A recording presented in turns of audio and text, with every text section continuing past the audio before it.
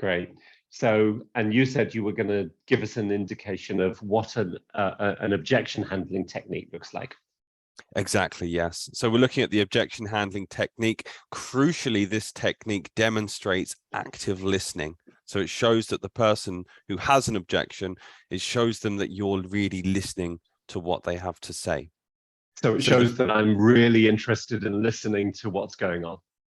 Exactly, yeah. So as you just heard, Tim used the first step, which is to listen and repeat.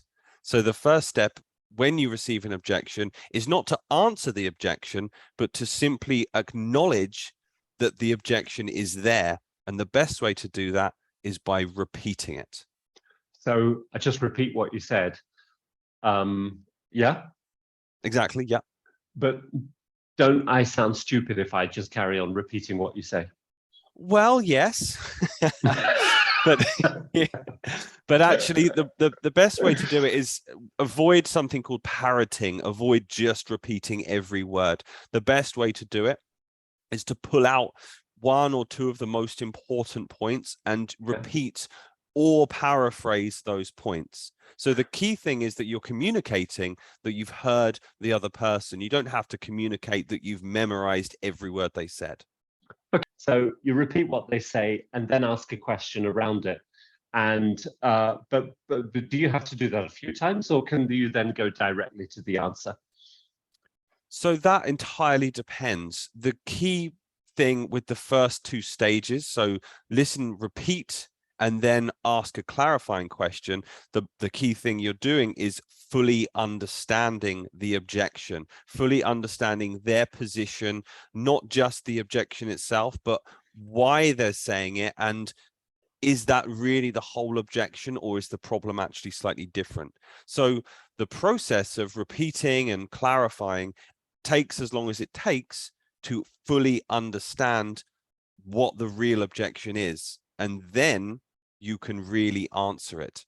So stage 3 is to answer, but only when you fully understand the objection.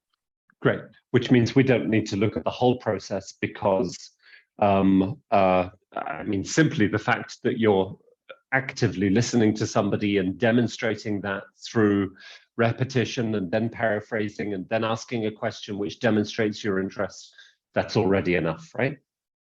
Exactly, yes. The final two stages, to check and to counter. So check is simply, did I answer your question? Did I solve your objection? And counter, the final stage, is, okay, if I can't answer your question or I can't solve your problem, I will offer a counter proposal. But the real key, the real kind of meat of this model is in those first two stages, repeating and clarifying. That is the beauty of the objection handling technique. And what's interesting about it is that last week I was running a negotiation skills program with Pat, and we had 80 participants. And so we split them up into 40 times 2. Yeah. And we sent them away into an objection handling exercise where they filmed each other with their phones. Yeah.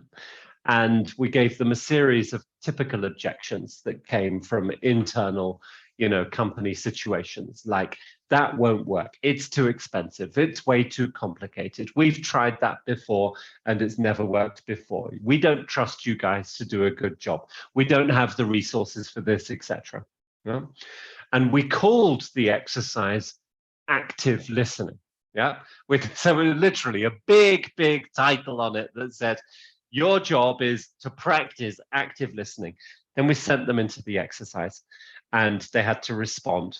And guess how many people used the repetition technique in that first part of the exercise? From 80 people. None? It was 3. So That was close. 3 people had an instinctive kind of quick repetition as a result. Yeah. The majority of people were just getting defensive. Yeah, getting defensive, answering with my own answers, which leads them to get defensive in return. So may look a bit simple, but the reality is that it's as clear as this glass. Yeah, so clear you see right through it.